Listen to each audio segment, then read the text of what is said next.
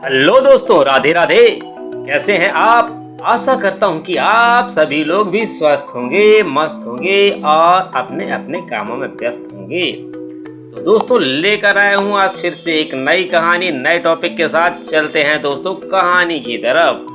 तेनालीराम और चोटी का किस्सा। एक बार महाराज कृष्णदेव राय ने तेनालीराम से पूछा, बताओ तेनाली, ब्राह्मण अधिक चतुर होते हैं या व्यापारी? महाराज, इसमें कोई संदेह नहीं कि व्यापारी ब्राह्मणों से कहीं अधिक चतुर होते हैं। तेनाली ने उत्तर दिया। ऐसा तुम कैसे कह सकते हो तेनाली? महाराज बोले। महाराज, यदि आप अवसर प्रदान करें तो जो मैं कह रहा हूँ वह प्रमाणित करके भी दिखा सकता हूँ। तेनालीराम ने आत्मविश्वास के साथ कहा, महाराज, मैं कोई भी बात ऐसे ही नहीं कहता, हर बात प्रमाणित करके दिखा सकता हूँ। ठीक है, तो कल प्रमाणित करके दिखाओ, जैसी महाराज की आज्ञा। किंतु मेरी एक शर्त है कि कल मैं जो कुछ भी करूँ आप उसके बीच में कुछ ना कहें, ना ही किसी अन्य को रोड़ा डालने दें। महाराज ने तेनालीराम की बात मान ली। अगले दिन दरबार लगा। समस्त दरबारी दरबार में उपस्थित थे। राजगुरु भी। अचानक तेनालीराम राजगुरु से बोले, राजगुरु जी, मेरा आपसे एक निवेदन है। यदि आपको मेरा निवेदन बुरा लगे तो क्षमा करें, किंतु ये अति आवश्यक है। ऐसा क्या निवेदन है तेनालीराम? राजगुरु ने पूछा। महाराज को आपकी चोटी चाहिए, इसलिए उनके लिए आपको अपनी चोटी का बलिदान देना होगा, अर्थात आपको अपनी चोटी कटवानी पड़ेगी। हाथ जोड़कर तेनालीराम बोला। ये सुनते ही राजगुरु का खून खौल उठा। क्रोध में लाल पीला होकर वह तेनालीराम को खरी खोटी सुनाने लगा।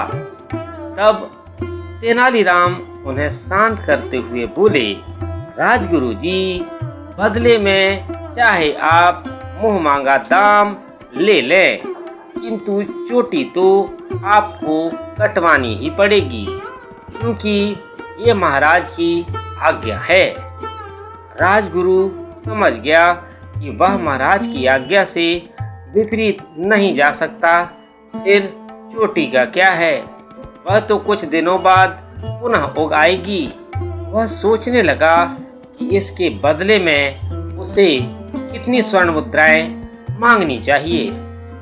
कुछ देर सोचने के बाद बोला, ठीक है, यदि ऐसा करना अति आवश्यक है तो मैं अपनी चोटी कटवाने को तैयार हूँ, किंतु चोटी के बदले मुझे 5000 स्वर्ण मुद्राएं चाहिए।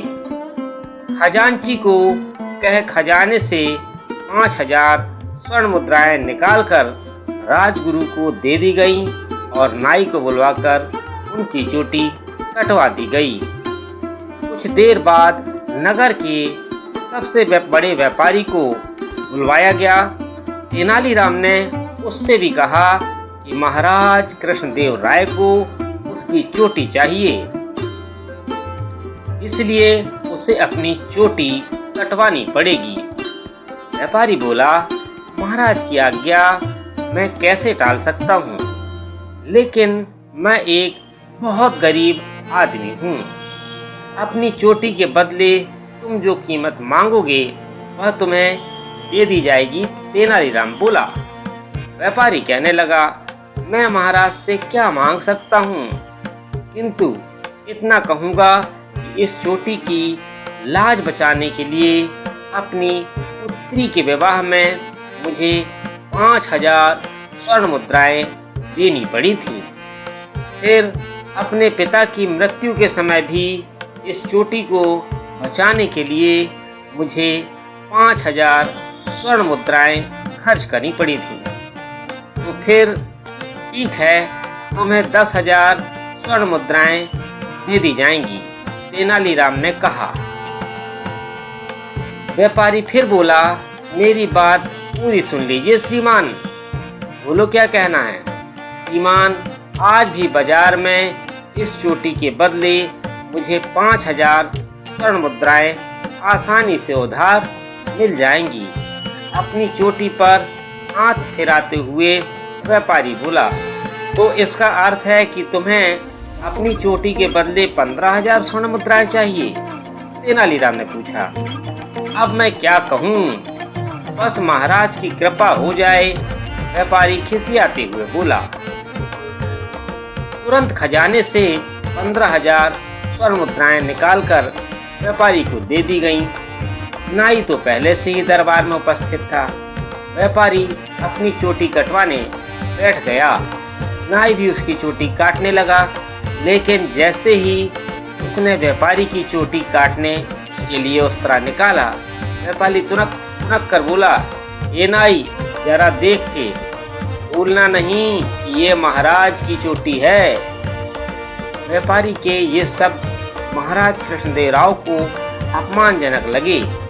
वे क्रोधित हो गए और उन्होंने सैनिक से कहकर व्यापारी को दरबार से बाहर फेंकवा दिया।